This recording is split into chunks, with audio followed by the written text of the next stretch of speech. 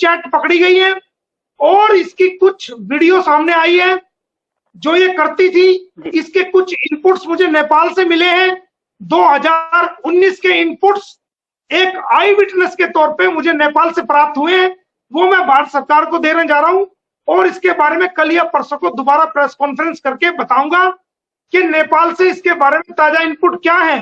पाकिस्तान से जो नए ताजा इनपुट्स आए हैं वो नए ताजा इनपुट्स क्या है, दुनिया की आंख खुली की खुली रह जाएगी जब पता चलेगा कि हैदर को कहां भेज रखा था और उसके बाद ये क्या कर रही थी। वो सारे इनपुट्स दुनिया के सामने आएंगे, कल या परसों तक वो आपके सामने आ जाएंगे, चिंता मत करो, सारी दुनिया के सामने आ जाएंगे। तो अल्लाह टीवी वाले भैया है। एक बार जी, अस्सलाम वालेकुम। वालेकुम सलाम कि हम अल्लाह टीवी लिखा हुआ। अच्छा वो चलाते हैं, ठीक है। ये अल्लाह टीवी वाले भैया है। अरे कमाल का चैनल है आपका, तो नाम ही कमाल का है भाई, तो मुकाबला ही नहीं। सर एक हाथ का सल्यूट होता है ना सर, आपको पाकिस्तान और भारत से ना दोनों हाथों से सल्यूट है सर। और हम लोग जैसे सुनते थे ना इंडियंस के लिए, कसम से आपको जब देखा है और आपकी गुफ्तगू सुनी और बातें सुनी है तो हमें यकीन है कि इंडियंस ऐसे ही होते हैं और ऐसे ही होने चाहिए इंडियंस। एपी सिंह जैसे नहीं होते इंडियंस। और सर आपसे सिर्फ एक ये रिक्वेस्ट है कि इंशाल्लाह बच्चे तो उसको मिलने ही मिलने हैं, जरूर मिलेंगे, क्योंकि अगर आप जैसा इंसान, आप जैसा वकील अगर खड़ा हुआ है तो सर ये केस आप हार ही नहीं सकते, कभी भी नहीं हार सकते। और आपके साथ जितनी दुआएं हैं, मैं अकेला नहीं खड़ा, मेरे भारत के इंसानियत को मानने वाले लोग मेरे साथ खड़े हुए हैं। जी मैं वही कह रहा हूँ, जितने लोग आपके लिए दुआएं कर रहे हैं ना सर, और जितनी बहनें, हिंदुस्तानी बहनें, पाकिस्तानी बहनें आपके साथ खड़ी हैं सर, आप कभी भी इंशाल्लाह नाकाम नहीं हो सकते। लेकिन मेरी सिर्फ एक रिक्वेस्ट है सर, इसकी ना आपने जड़ तक जाना है। ये यहां से कैसे निकली, इसको लेके जाने वाले लोग कौन थे, इतनी आसानी से वहां पे इसको कैसे रहने दिया जा रहा है, पूरा 1 साल हो गया सर, आपने बिल्कुल आखिरी जड़ तक जाना है इसके, बस ये रिक्वेस्ट है अल्लाह टीवी की। मैं भाई जड़ तक जाके और जड़ पाड़ के लेके हिंदुस्तान में आ चुका हूँ, चिंता मत करो। वाह वाह वाह वाह। जड़ तक जाना नहीं, मैं जड़ तक जाके और जड़ पाड़ के भी आगे वापस आ गया हूँ भारत में। वो 2 दिन का टाइम दो मेरे को, 2 दिन का। तो तुम लोग भी तो इंडिया से निकल के गए, तुम लोग भी तो उसी हिस्से से निकल के गए हो। देखो बिल्कुल अंग्रेजों ने बीज बो दिया नफरत का, देश के 2 टुकड़े हो गए और आज तक दोनों मुल्कों के बीच में नफरत होती चली आ रही है। लेकिन तुम लोग भी तो बड़े भाई से छोटा भाई अलग होके गया है, अगर समझो जाए तो। देखो नफरत कोई भी किसी भी बात का हल नहीं है। देखो, और गलत चीज चाहे वो पाकिस्तान में हो, गलत चीज वो भारत में हो, और तो समाज के लिए, देश के लिए गलत चीज हो, देश के लिए खतरा हो, चाहे हमारे देश के लिए खतरा हो या आपके देश के लिए खतरा हो, गलत चीज का आपको भी विरोध करना चाहिए और हम तो करते ही करते हैं। तो हम सबको मिलकर के जो गलत एक्टिविटीज है, जो किसी भी मुल्क के लिए गलत चीजें हैं, उन सबका हमको मिलकर विरोध करना चाहिए और उनके खिलाफ एक्शन लेना चाहिए। उसके अलावा जो आज तक 47 से लेकर आज तक जो नफरत फैली है, उस नफरत को खत्म करके एक नई शुरुआत करके और अच्छाई की तरफ, तरक्की की तरफ वो हम सबको कोशिश करनी चाहिए। बिल्कुल सर, बिल्कुल आप सही कह रहे हैं। और आप तो जानते हैं कि जो हम लोगों का नसाब है एजुकेशन के हिसाब से, उस हिसाब से ये नफरतें डाली जाती हैं। मैं खुद जापान, कोरिया में मेरा ज्यादा वक्त इन मालिक में गुजरा और तमाम इंडियन दोस्त हैं, तमाम इंडियन दोस्त। लेकिन जब यहाँ मीडिया पर ये चीजें सुनते हैं तो हम कहते हैं यार ये क्या बता रहे हैं, इंडियंस ऐसे तो नहीं होते। तो इसी तरह जब पाकिस्तानी का वहां बताते हैं तो हम वो, आप देख लें ना सीमा हैदर क्या कर रही है, उसका काम ही ये है, वो आती है, उसने सिर्फ पाकिस्तानी को गाली देनी है और उसका कोई काम नहीं है। तो मीडिया की तरफ से ये जो है ना चीजें सामने आती हैं। बाकी सर दोनों हाथ से सैल्यूट है। आपको हम क्या कहें, आपको हम क्या समझाएं, आपसे हम क्या बात करें, आपने तो सबको ही खामोश करा दिया। असल में बात पता क्या है भाई, अगर ये इंडियन होती ना, अगर ये इंडियन सीमा होती तो अब तक तो हम इसे जो है ना बढ़िया तरह जो ना इसको ठीक कर चुके होते हर तरीके से।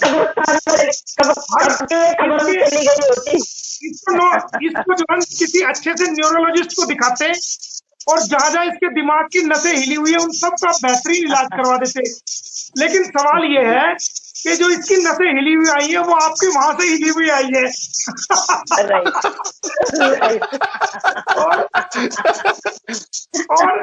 और इसका जो सिस्टम है ना, वो सिस्टम जो हिला हुआ आया है वो उसका जो सॉफ्टवेयर है वो हमारे पास है नहीं, तो उसकी हम तलाश कर रहे हैं कि उसको सॉफ्टवेयर मिल जाए तो हम इसकी नसें को ठीक कर दें इसको जो, तो उसको तलाश करने में थोड़ा टाइम लग रहा है, हो जाएगा, क्योंकि तुम्हारा सॉफ्टवेयर जो है कुछ और है, हमारा सॉफ्टवेयर कुछ और है।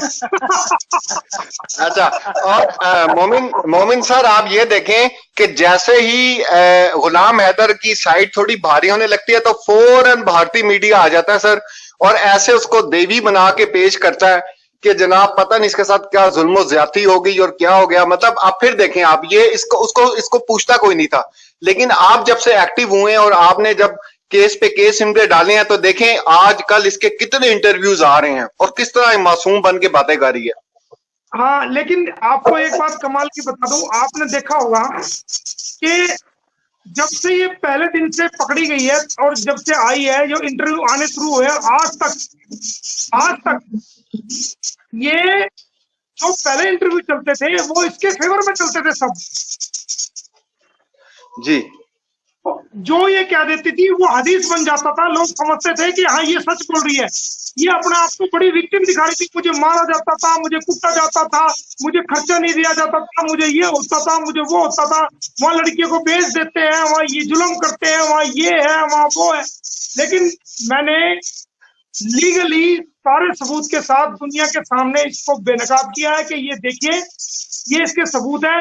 और कल और परसों आपको बहुत बड़ी मैं खबर देने जा रहा हूँ कि नेपाल से इसकी इनपुट मुझे मिली है कि ये क्या करती थी वहां, और इसको हैदर को भेजने के बाद नेपाल में इसका पूरा क्या ग्रुप था, क्या इनपुट है, विद सबूत। और पाकिस्तान से भी बहुत सारे इनपुट इसके मेरे पास आए हैं, वो मैं कल या परसों तक आपको आ जाएंगे। तो इस बुराई, मैं ये नहीं कहता कि ये पाकिस्तान की है, नहीं, बुराई क्या अगर ये इंडिया की भी होती और तुम्हारे यहाँ चली जाती तो इसका हमें ऐसी बुराई अगर ये करती तो हम उस टाइम दोनों मुल्क के लोग या दुनिया के लोग उस वक्त भी इससे उतना ही विरोध करते अगर ये हमारे भारत की होकर आपके यहाँ चली जाती। तो सवाल ये है कि ये इंडिया और पाकिस्तान का मुद्दा नहीं, ये जो मुद्दा है ये मुद्दा इंसानियत का और हैवानियत का मुद्दा है। यहाँ पर हैवानियत काबू हो चुकी है और इंसानियत का मर्डर कर दिया गया है, और गुलाम हैदर आज जिंदा है और वो जिंदा लाश की तरह है। आज उसका मर्डर ये बहुत पहले कर चुकी है, और ना केवल उसका मर्डर पाकिस्तान में करके आई बल्कि दुनिया की नजरों में उसका सोसाइटी में ये मर्डर कर चुकी है। वो सिर्फ बेचारा जिंदा लाश है, उसकी हिम्मत है कि वो चल रहा है, हम भी उसको समझाते हैं, लेकिन जिस दिन उसके बच्चे हम उसको दिला देंगे तो वो दोबारा जिंदा हो जाएगा, उसको नया जीवन दोबारा मिलेगा। और ये मोमिन मलिक आपको वादा करता है, दुनिया के लोगों को वादा करता है, क्या मुझे कितने भी नुकसान हो जाए, किसी भी रूप में हो जाए, मुझे कोई गोली मार दे या मुझे कोई नुकसान पहुंचा दे या मुझे जो मर्जी कर दे, अगर मैं जिंदा रहा, ऊपर वाले ने मुझे जिंदगी दी, तो ये काम मैं करके रहूंगा। गुलाम हैदर के बच्चों को आज ये वादा करता हूँ उस ऊपर वाले की जात पे भरोसा करके जिसने मुझे पैदा किया है, ना कि मैं खुद उसकी मदद पे भरोसा करके, उस पर भरोसा करके कि वही मुझे ताकत देगा, वही हिम्मत देगा, वही मेरा रास्ता दिखाएगा, वही मेरा रास्ता बनाएगा। उस पर फक्र करके, उसकी जात पे फक्र करके मैं पूरी दुनिया को वादा करता हूँ कि कानूनी रास्ते से मैं एक दिन गुलाम हैदर के बच्चों को इंसाफ को उसको दिलाऊंगा, और गुलाम हैदर को बच्चों को मैं इंसाफ दिलाऊंगा। इसके लिए मुझे किसी हद जाना पड़े मैं जाऊंगा कानूनी रूप से। इंशाल्लाह हम सब लोग आपके साथ हैं, आखिरी दम तक आपके साथ हैं इंशाल्लाह। इसके दिल में चोर है और जुबान पे कुछ और है, उसको भारत की जनता समझ रही है, भारत की सरकार समझ रही है, और सारा जो कुछ है वो दिखावा है, और दिल में कुछ और है और बाहर कुछ और है। इसकी कुछ चैट पकड़ी गई है और इसकी कुछ वीडियो सामने आई है जो ये करती थी। इसके कुछ इनपुट्स मुझे नेपाल से मिले हैं 2019 के इनपुट्स एक आई विटनेस के तौर पे मुझे नेपाल से प्राप्त हुए हैं, वो मैं भारत सरकार को देने जा रहा हूं और इसके बारे में कल या परसों को दोबारा प्रेस कॉन्फ्रेंस करके बताऊंगा कि नेपाल से इसके बारे में ताजा इनपुट क्या है। पाकिस्तान से जो नए ताजा इनपुट्स आए हैं वो नए ताजा इनपुट्स क्या है, दुनिया की आंख खुली की खुली रह जाएगी जब पता चलेगा कि हैदर को कहां भेज रखा था और उसके बाद ये क्या कर रही थी। वो सारे इनपुट्स दुनिया के सामने आएंगे, कल या परसों तक वो आपके सामने आ जाएंगे, चिंता मत करो, सारी दुनिया के सामने आ जाएंगे। बिल्कुल सही बात है। नीचे किसी ने सवाल किया, बहुत सारे लोगों ने सवाल किया कि 27 को अगर ये नहीं आते तो फिर क्या होगा। जी 27 को नहीं आते हैं तो अगली डेट हम लेंगे। अगर वो नोटिस को इन्होंने इनकार किया हुआ है या नोटिस लिया हुआ है तो वो हम रिपोर्ट देखेंगे, रिपोर्ट क्या आई है, क्योंकि जो डिलीवरी रिपोर्ट होती है वो इंटरनेट पे चेक हो जाती है। तो अगर ले ली होगी तो ये आएंगे और नहीं आते तो एक्स पार्टी एक तरफा जो है कार्रवाई होगी। और अगर ये आते हैं तो फिर ये कोर्ट के सामने गिड़गिड़ाएंगे, कहेंगे जनाब ये तो चलेगा नहीं, जनाब ये सेक्शन, जनाब वो एक नहीं चलने वाली इनकी, इनको कोर्ट में जवाब देना पड़ेगा, जवाब दाखिल करना पड़ेगा। और जब गुलाम हैदर आ जाएगा तो हम उसकी गवाही कराएंगे, जो वो तमाम सबूत लेके आएगा उन तमाम सबूत को हम ऑनरेबल कोर्ट के सामने रखेंगे। और इसका बहुत जल्दी जैसे गुलाम हैदर आ जाता है तो हम इसकी कम से कम भी एक हफ्ते की तारीख लेंगे, 2 दिन की, 3 दिन की तारीख लेंगे और जल्द से जल्द इस केस का फैसला कराएंगे। हाँ, मैं यही पूछ रही थी सर, आपने क्लियर कर दिया तारीख लेने के लिए। देन दूसरा क्वेश्चन है सर, जैसे इसके पास जज बबली के पास तो कोई भी ऐसा वो नहीं है, कोई डॉक्यूमेंट ऐसा नहीं है कि जो इनके हक में हो, ना ही इनके मुंह वाले भाई के पास है। तो फिर ये गिड़गिड़ाएंगे किस बात से, ये फिर आगे की डेट क्यों मांगेंगे? वो तो हमारा चलेगा ना, हम लोगों के पास तो सब कुछ है, 88 घंटे देखने वाली है, इनके पास तो कुछ नहीं है, फिर ये क्यों गिड़गिड़ाएंगे? इनका गिड़गिड़ाने का तो मतलब ही नहीं बनता, इनको तो पकड़ो और जेल में डालो, इनका तो सीधा यही काम है, जेल में जाने का। हमने बताया ना आपको, ये डाल तो हम पात इनकी जैसी इनकी चाल, जैसे इनके घुंघरू बोलेंगे, जैसे उनकी आवाज आएगी, उसी हिसाब से हम जो ना इनको डोज उसी हिसाब से देंगे कानूनी रूप से, चिंता मत करो। देखते रहो। अभी इनको पता नहीं था ना कि कौन सामने वाला कौन है। इसके दिमाग में गलतफहमी थी, इसके मुंह बोले भैया के दिमाग में सबसे बड़ी गलतफहमी निर्भया कांड से ये हो गई थी कि तू तो दुनिया का सबसे बड़ा वकील है और तेरे मुकाबले का तो भारत में कोई वकील है ही नहीं। ये गलतफहमी इसके भेजे में बैठ गई थी। लेकिन मैं ये कहता हूं, मोमिन मलिक को तो छोड़, जो नया बच्चा वकालत करके भी आया है ना भारत में, वो नया बच्चा भी तेरे फराटे उड़ा देगा कोर्ट में। जो नया बच्चा बिल्कुल जो वकालत का कोर्स पास करके आया है, इसको गलतफहमी है कि तेरे जैसा कोई वकील है ही नहीं। ये बहुत बड़ी गलतफहमी का शिकार है। एक से एक बेटियां ऐसी वकालत पढ़ के आ रही हैं कि वो ऐसे आर्गूमेंट करते हैं कि हम भी उनका मुंह देखते चले जाते हैं। एक से नए नौजवान हमारे वकील भाई, एक से एक वकील भाई टैलेंटेड, हम तो कुछ भी नहीं उनके सामने। एक से एक हमारे जो वकील समाज है हमारे भारत में, एपी सिंह को छोड़ दो, एपी सिंह को छोड़ करके जितना भी हमारा वकील समाज भारत में है वो सब टैलेंटेड है, वो सब इंटेलेक्चुअल है, उनको सबको सब। लेकिन वो केस लड़ते हैं इसकी तरह, अपनी बेइज्जती समाज में नहीं कराते। हमारे देश में एक से एक टैलेंटेड वकील है और हमारी तहसीलों के अंदर, हमारे डिस्ट्रिक्ट कोर्ट के अंदर, हाई कोर्ट के अंदर, ऑनरेबल सुप्रीम कोर्ट के अंदर तमाम वकील जो वो एक से एक बेहतरीन है, रिस्पेक्टिव है, उन सबका हम सम्मान करता है मोमिन मलिक, और वो सब लोग सबसे बेहतरीन है, ऐसे लोग। इंशाल्लाह। बहुत शुक्रिया। आप भी बिजी है, शायद आप करना चाहते हैं तो कर लें सर। बहुत शुक्रिया आपका। और ये आप ना कैश अली मीर जी, आप मेरा नंबर ले लेना प्यास साहब से, और कुछ चीज मटेरियल आती है तो हम आपको भी भेजा करेंगे, ठीक है? जरूर सर, बहुत शुक्रिया, बहुत शुक्रिया। सरिता से ले लेना या प्यास साहब से, किसी से भी ले लेना, ठीक है? ठीक है, बहुत thank you Sarita, thank you प्यास साहब, और थैंक यू प्यास अली साहब। और राष्ट्रपति के दफ्तर से जो लोग देख रहे हैं उन सभी का धन्यवाद, शुक्रिया, थैंक यू।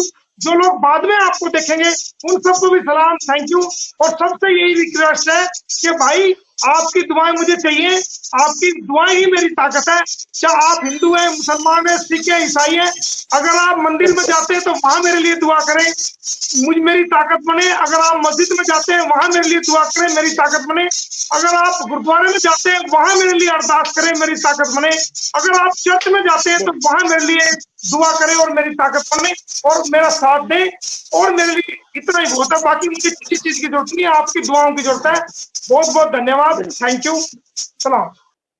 अब आज तारीख हो गई है 18, 19 जो भी, तो बिल्कुल टाइम नजदीक है 27 तारीख। अब ये लोग ये कोशिश कर रहे हैं कि हम किसी तरीके से कोर्ट में ना जा पाए, और गुलाम हैदर को जो वीजा मिलेगा वो ज्यादा से ज्यादा 10 दिन का मिल जाएगा, महीने का मिल